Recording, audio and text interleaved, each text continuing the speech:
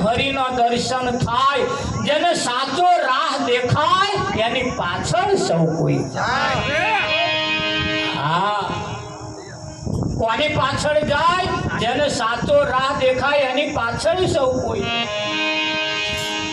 હા દક્ષિણ દિશામાં એક વખત કાગડો ગયો સત્સંગ કરવાનું ચાલુ કર્યું લોકો આકારામ મારી નહાડ્યો હોંફતો પાછો આવ્યો બીજે દાળ પૂછો પૂર્વ દિશામાં ગયો તોય કોઈ કહેવા ના દીધો માર્યા આકારા હોંફતો પાછો આવ્યો ત્રીજે દાળ પાછો પૂર્વમ ગયો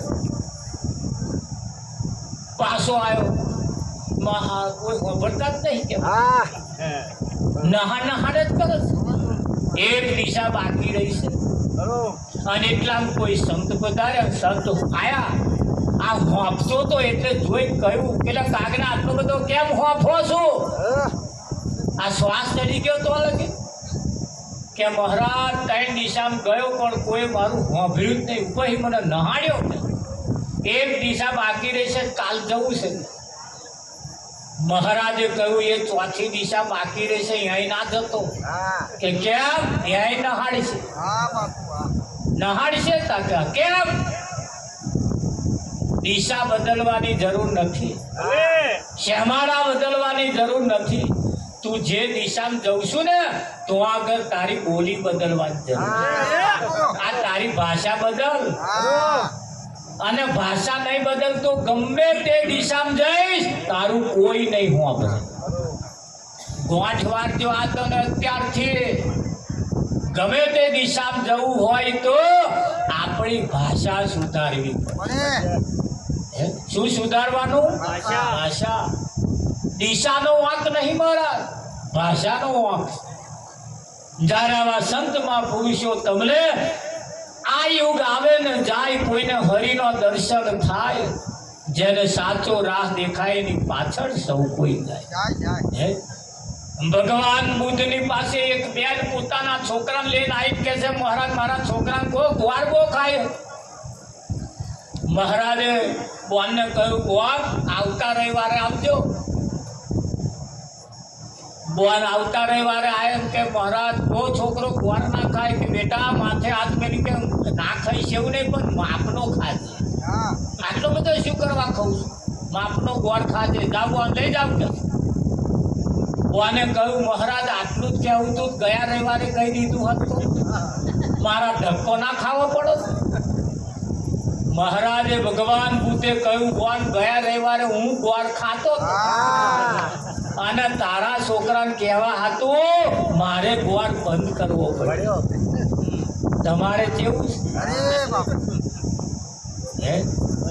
વહુને જય ગુરુ મહારાજ કરાવતો પેલો હાહુ એ કરવા પડશે તો વહુ કરશે. હવે જય ગુરુ મહારાજ કે હાહુ કેવડાવવા કરતા હવે પેલા કરવા પડે તારા હાહુ કરશે. આ તો એમને કરવા નહીં અને ધ્યાન જચેલા રાખ્યા. આ નહીં કરતી, આ નહીં કરતી. દિશા નહીં બદલવાની, ભાષા બદલવાની. ભાષા જ્યાં સુધી નહીં બદલાય ને ત્યાં સુધી કોઈ પણ દિશામાં જશો કોઈ વાપરવાનું નથી. વાપરાય? હા. જ્યારે સંતોએ આપણને એવી એવી વાણીની અંદર એવા એવા ઈશારા કરીને આપણને કંઈક સમજાયા કે નહીં સમજાયા? હા.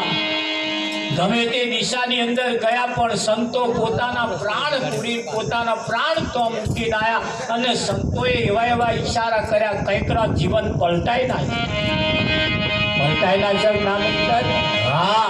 અને એટલે કેવું પડે નંદલાલા માતા જશોદા દિશા બોલે મમતાની મૂર્તિ મારી રહી ગઈ ગોકુળમાં. નંદલાલા જશોદા દિશા બોલે મમતાની મૂર્તિ મારી રહી ગઈ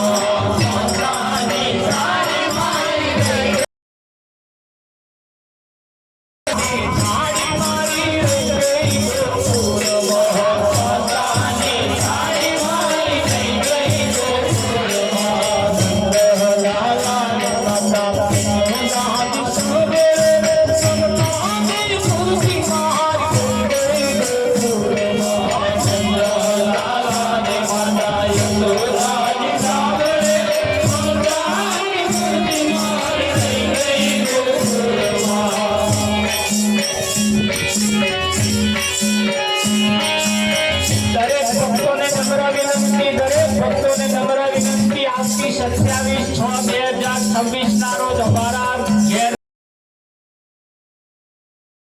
કાર્યક્રમ રાખેલો છે. દરેકને ભાવભર્યું આમંત્રણ. અમારા નિવાસ સ્થાને જેસરમાં મુકામ 27/6/2026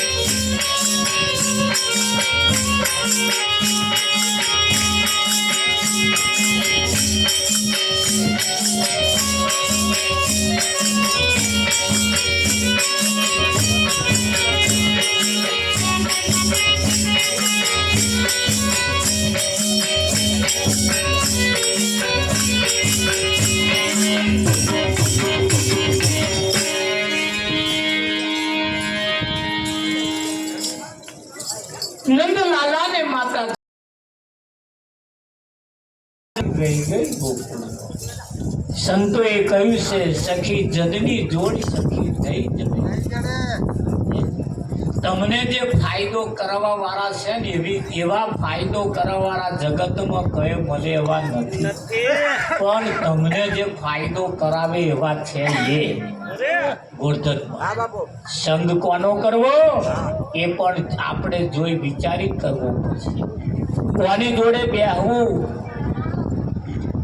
કોને ઘેર જવું, કોને ઘેર આવવું, કોના ઘરનું ખાવું એ પણ આપણે ધ્યાન રાખવું. રોટલા બનાવનાર વિચારો પણ આપણે હારા રાખવા પડશે. એના રાખવા, હા, નજર પણ પવિત્ર રાખવી પડશે. પહેલા આપણે આ બેનો 5 ફૂટથી 6 ફૂટ જોતા નહોતા, આટલા લગી ઘૂંઘટ તોડવાના હતા. અત્યારે જો કે કઈ જગ્યાએ છે, કઈ તો કાઢ્યા છે, પણ એ નજર કેન્દ્રમાં રાખવાની આવતી હતી. અને જેની નજર સીમિત હતી એના સંસ્કાર કંઈક સારા ભરેલા હતા. હવે નજર ખુલ્લી થઈ ગઈ. 2 જણા જોડે હેઠતા હોય તો એ આમ આમ જોતા હોય. જોવા જેવું તો જે જોડે છે એ છે કે નહીં? પણ ભલે કદાચ સમયની સાથે આપણે ચાલતા હોય ત્યારે સમય ભલે બદલાતો હોય પણ સંસ્કૃતિ આપણી ના બદલાઈ જાય એની ખાસ તકેદારી રાખવાની જરૂર છે. જો ભગવાનને જમાડવાનો મોકો જમી ગયા, સાથે સાથે નાસ્તોય પણ વેચાઈ ગયો. અને નાસ્તો જેના હાથમાં આવી જાય એને સમજી જવાનું એનો નાસ્તા આવી ગયા. પહેલા ભજનમાં મોરસનો પ્રસાદ કરીને ભજનો કરતા હતા. અત્યારે તમે પ્રસાદ પણ એવા આવી ગયા, તમે જુઓ કેટલું બધું સરસ આપણા માટે વ્યવસ્થા કરી છે. અને વ્યવસ્થાના સહભાગી જ્યારે બન્યા હોય ત્યારે આપણે ફર્સ્ટ ક્લાસ એવી જગ્યાના સહભાગી બન્યા છીએ. આપણે બધા બહુ ભાગ્યશાળી છીએ. સમય અને મોકો કોઈ સંતની સાથે વિતાવવાનો તમને મને મળ્યો. બાકી ના આયા હતો તો ઊંઘમાં આવ્યું છે જતું. અને નહીં જાય એમને પૂછો તેવાય સપનો વિઠ્ઠલ મહારાજ જોતા હવાનું આમ કહી દે, ક્યાંક કહી દે, ફલાણું કહી દે. ઓ ભાઈ ઉઠવું તારે ને, અને ના ઉઠ્યો તો બધાય પ્લાનસા કોણી ફરી હોય. અને ઉઠવાના હા નહીં ના હોય નો સપનો જોવે વિઠ્ઠલ. હા, પણ સારા વિચારો એમને આવતા નથી. સારા કોઈ સંગી મળી જાય તો સારા વિચારો આવે. ખરું કે નહીં? પાણી એક જ ગામનું હોય, એક જ કૂવાનું પાણી આખું ગામ પીતું હોય, પણ જેવું ભરી જાય, જેવા વ્યક્તિઓ ભરી જાય એવા ઘરનું પાણી થાય છે કે નહીં થતું? પછી કોઈક એવા ઘરવાળા પાણી ભરી જાય તો આપણને પીતાય હક થાય કે ના થાય? આપણને હારે એમના ઘરનું પાણી પીવાય, એમના ઘરનું પાણી પીવાય. એટલે એક જ કૂવાનું. પણ વાત 100% સાચી છે. એને જે લઈ જવા વાળા છે ને એ કેવા છે એના ઉપર પણ ખાસ આધાર રાખે. ખરું કે નહીં? તમે કોના મુખની વાણી સાંભળો છો, કેવી વાણી સાંભળો છો એના ઉપર પણ ખાસ આધાર. મય મળ રાખીને, હા, મય બીજું કશું રાખીને જો બોલતા હોય ને તો એનું સાંભળેલું આપણને અસર કરે કે ના કરે? જેની વાણીમાં મીઠાશ, જેની વાણીમાં પ્રેમભર્યું વર્તન હોય, જેની વાણીમાં નિખાલસતા હોય એવાની એને કહ્યું છે હંસાવાળી જેની છે અમૃત દેવી પીતો આવે અમિરાગો દુર્લભ એવા સંત.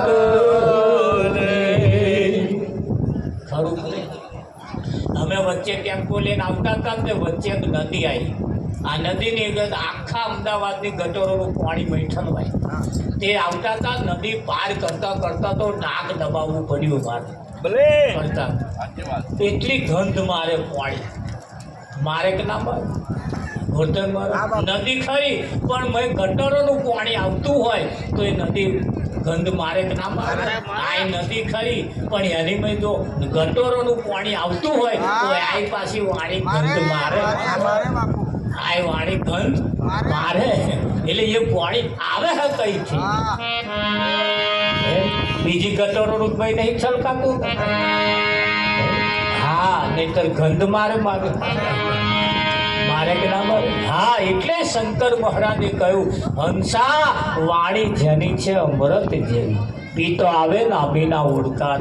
હારા આત્મા પરમાત્માની આપણે વાતો કરીને છૂટા પડી જઈએ પણ આપણને પરી લોહી ના ચડે.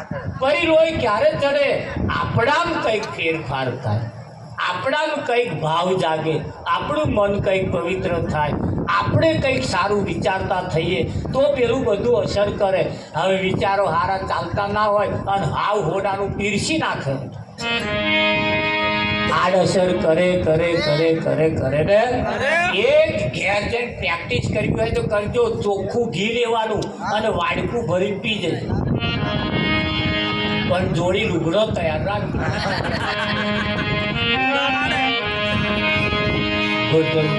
હા, એ ઘી ચારે હુસેટ પડે એનું કશું નક્કી નહીં. બહુ ચોખ્ખા ઘી એવામાં પણ એને મેરવણ કરવા પડે. શેની ભાઈ? ખીચડીમાં, ભાતમાં, મોહનથાળમાં ગમે તમે મિક્સિંગ કરી ખાવ ને તો પાછો એ અસર કરે. હા, અને વાડકા ચોખ્ખા ભરી તો પી જાય તેટલાય આવા જ પીવે. અસર નહીં કરે, અસર નહીં કરે. અસર ક્યારે કરે? જ્યારે કશાકો મેળવીને ખાવામાં આવે ત્યારે કરે. જ્ઞાન ખરું પણ પાત્રતા જ્યાં સુધી આપણામાં ન હોય ત્યાં સુધી જ્ઞાન પણ અસર કરતું નથી. હે, રાજા રાવણની પાસે અઢળક જ્ઞાન હતું પણ પાત્ર ખરાબ હોવાને કારણે જ્ઞાનનો અપચો થયો ને. હા, કશું કરવાનું નતું. જેવી સીતાને લાયા હતા એવી ને એવી પાછી હોંપ્યાયા હોત તો આ લંકા હોનાની રાખ ના થઈ જાય. હા, આ શરીર છે એ તમારી હોનાની લંકા, અને જ્યાંથી જેવું લીધું છે ને એવું પ્રેમથી હાલતો ને તો આ રાખ ના થઈ જાય, નહીતર આ વહેલું રાખ થઈ જાય. પ્રેમથી જો લેવામાં આવે, પ્રેમથી જો રહેવામાં આવે, પ્રેમથી જો બોલવામાં આવે, પ્રેમથી જો ખાવા પીવામાં આવે, પ્રેમથી જો વર્તવામાં આવે, પ્રેમથી જો હંપ રાખીને રહેવામાં આવે ને તો આજ લંકાની અંદર મોજ આવે એવી છે. આવે કે ના આવે? હા, તારે રાજા રાવણને રામ મળ્યા, લંકાની હોના રાખ થઈ ગઈ. અને વિભીષણને રામ મળ્યા તારે અવિચળ પદવી પડી. તમે જુઓ, હા, લંકાનો અધિપતિ વિભીષણ બન્યો અને વિભીષણ લક્ષ્મણ જે અધિપતિ જે હતો જે રાવણ એ રાખ થઈ ગયો. પણ ક્યારે થઈ ગયો? અભિમાન પોતાનામાં રહેલું ના છોડ્યું તારે. આપણે પણ આપણામાં રહેલું અભિમાન ના છોડીએ ને તો એક દાડ રાજા હોવા છતાં રાખ થઈ જવાના દાડા આવશે. છોડવા જેવું લાગે તો છોડીએ, પકડવા જેવું લાગે તો પકડીએ. પ્રેમથી જે વિદ્યા લેવા જેવી છે લઈએ ને તો આપણું કલ્યાણ થાય. તો અગર આપણો ભવનો ફેરો સફળ થાય, આયેલું પણ આપણું સફળ થાય. સમય સમયની સાથે ચાલતા સમયનું કોમ કરે છે. એટલે જાજુ ન કહેતા અહીંયા અમે અમારી વાણીને વિરામ આપીશું. સતગુરુ મહારાજ કૃષ્ણ કનૈયા